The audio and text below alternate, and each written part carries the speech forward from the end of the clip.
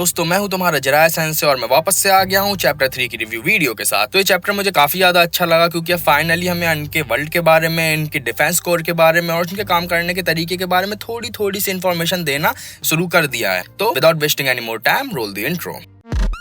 Let's begin.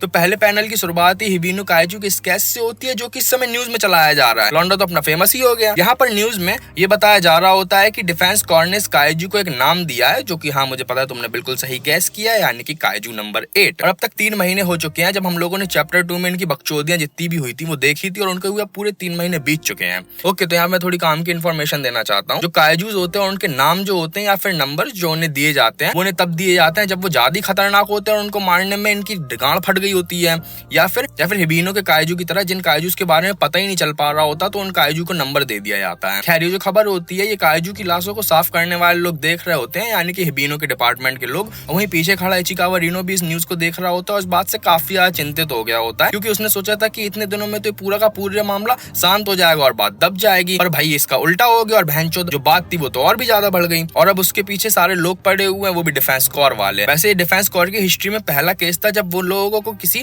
Kaiju को मारने के लिए बुलाया गया और वो काइजू को मार नहीं पाया और काइजू का बाद में कुछ पता भी नहीं चला। ये पहला केस हुआ है इनकी हिस्ट्री में। अब इनका जो बॉस होता है वो इचिकावा रिनो को उसका और हिबिनो काफका का डिफेंस कोर से पहले एग्जाम का पासिंग रिजल्ट आया होता है तो वो उसको देता है। और पास की खबर सुनकर जो इचिकावा रिनो होता है उसकी पूरी गांड का जोड़ लगा के हिबिनो काफका की ओर वो खुशखबरी लेकर भागता हुआ जाता है उसे देने के लिए। और यहाँ जो हिबिनो काफका होता है वो काइजू की लाश पर बैठा अपना लंच कर रहा होता है, वो भी काइजू बना। इसके बारे में खबर चली है भोसड़ी का खुले में काइजू बना बैठा है। इसको खुले में काइजू बना देखकर इचिकावा रिनो भी मेरी ही तरह बिल्कुल बहुत ज्यादा भड़क जाता है और जोर से उसके मुंह में उचक्कर एक दुलत्ती मारता है। भोसड़ी का गधा है क्या? वो ये सोच रहा होता है कि इस भोसड़ी वाले के ऊपर बहन जो टीवी में खबर आ रही है मादरचोद यहाँ पे आराम कर रहा है, वो भी काइजू बना, किसी ने देख ले तो उसकी गांड काट देंगे। हिबिनो यहाँ पर काइजू बना आराम से बहन जो चिल मार रहा होता है और इसी चीज को देखकर इचिकावा रिनो बहुत ज्यादा भड़क जाता है। तो हिबिनो काफका को समझाने लगता है कि वो जब ध्यान नहीं देता है तब वो काइजू बन जाता है, इसमें उसकी कोई भी गलती नहीं है। फिर इचिकावा रिनो से उसका पासिंग लेटर दिखाता है और हिबिनो काफका एक ठंडा सा रिस्पॉन्स उसे देता है, जो देखकर इचिकावा रिनो उससे पूछता है कि मुझे लगा था कि तुम तो बहनचोद एक्साइटेड हो जाओगे, नाचोगे नंगे होके, पर भोसड़ी के ये क्या है? तो हिबिनो काफका उसे बताता है कि ये फर्स्ट टाइम नहीं है जब उसने लिखित एग्जाम पार किया है, उसकी असली गांड तो तब पटती है जब उसका सेकंड एग्जाम होता है, यानी कि फिजिकल वाला। वहां पर हर बार वो अपने गोटे फड़वा के आता है। फिर इचिकावा रिनो हिबिनो काफका को उसके डिफेंस कोर को ज्वाइन करने वाले फैसले के बारे में दोबारा सोचने को बोलता है क्योंकि अगर उनके सामने हिबिनो काफका से कोई गलती हो गई और वो काइजू बन गया तो बहनचोद वो तो उसकी गांड काट देंगे वहीं के वहीं।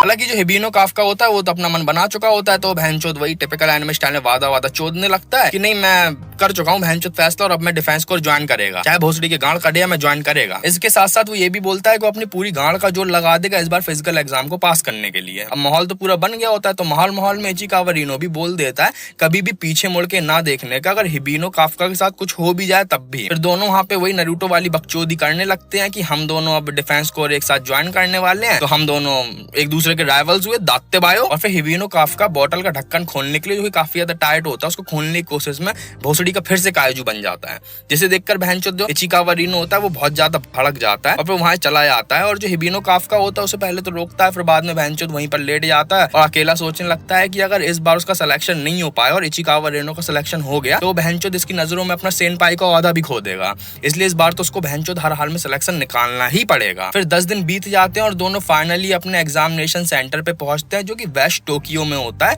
जिसको डिफेंस कोर का ताइकीचावा बेस भी कहा जाता था। वो बेस इतना ज्यादा बड़ा होता है कि इचिकावा रिनो की उसे देख के आंखें फटी की फटी रह जाती हैं उसके गांड के साथ साथ। मार ले भाई, मार ले, मार ले भाई, मैं पीछे होके खड़ा हूं, मार ले मेरी। और फिर वो हिबिनो काफ्का को बताता है कि अपनी स्कूल ट्रिप के दौरान उसे कुमागावा बेस में उसे घुमाया गया था, जो कि काफी ज्यादा बड़ा था, पर वो इतना भी ज्यादा बड़ा नहीं था। तो हिबिनो काफ्का उसे बताता है कि जो ताइचिकावा बेस है वो एक्चुअली में सिर्फ उन्हीं का बेस नहीं है, यानी कि डिफेंस कोर का, बल्कि उसके अलावा वो ground self defence force garrison का भी एक हिस्सा है।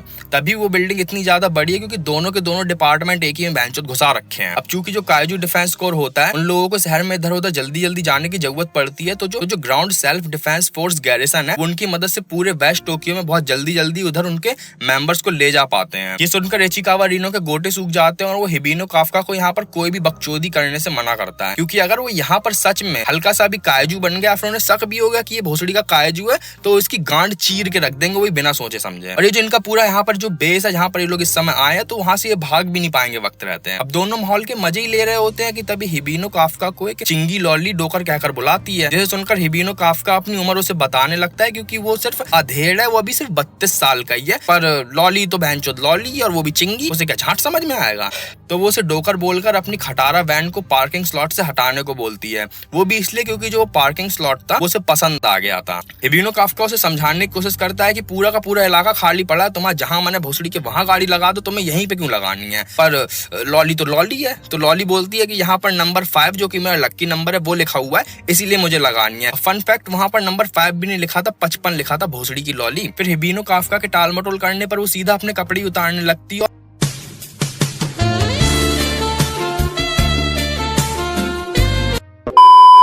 अपनी उस ड्रेस के ऊपर अंदर एक और ड्रेस पहने होती है। बहनचोद, मैं तो एक्साइटेड हो गया था एक पल के लिए, FBI की गाड़ी यहाँ से क्यों गई?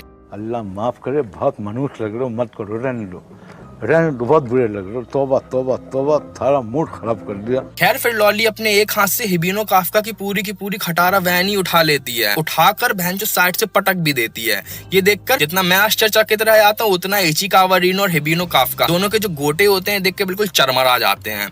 तो इचिकावा रीनो उससे उत्सुकता के मारे पूछ ही लेता है, आखिर लॉली तुम हो कौन इतनी ताकतवर? तो लॉली उसे बताती है कि वो एग्जामिनी नंबर 2016 है, जो सुनकर इचिकावा रीनो और हिबिनो काफ्का के चरमराते गोटे अब फाइनली चटक ही जाते हैं। इसके बाद लॉली टिपिकल एनिमे स्टाइल में अपना इंट्रोडक्शन कंटिन्यू रखती है और उसे बताती है कि उसका नाम सिनोमिया केकोरू है और उसकी जो हॉबी है वो काइजू मारना है, मतलब ये भोसड़ी वाली मजे मजे में काइजुओं को मारती है। वाह। फिर वो हिबिनो काफ्का के पास आती है और उससे बोलती है कि क्या ये सिर्फ मुझे लग रहा है कि या फिर तुम्हारे शरीर में से सच में काइजू की बू आ रही है? और ये सुनकर हिबिनो काफ्का के चरमराते चटके हुए गोटे अब फाइनली फूट ही जाते हैं और इसी के साथ साथ जो चैप्टर होता है वो भी खत्म हो जाता है। खैर मैं मिलता हूँ अगली वीडियो में। खैर अगर वीडियो अच्छी लगी तो नीचे जो QR कोड दिख रहा है उस पर थोड़ा डोनेशन वगैरह कर दो, हमें सपोर्ट करो। एडिटर्स वगैरह को, पूरी टीम को पैसे भी देने पड़ते हैं, हम लोग की तो गांड ही फट जाती है और यूट्यूब झाट बराबर पैसे देता है। ये बात तो मतलब अब तक क्लियर हो जानी चाहिए। और हाँ यार, चैनल को सब्सक्राइब भी कर लो क्योंकि इससे हम लोग का मोटिवेशन तो बढ़ती है और चैनल की भी ग्रोथ होती है। और मैं मिलता हूँ तुमसे अगली वीडियो में, तब तक के लिए गुड बाय।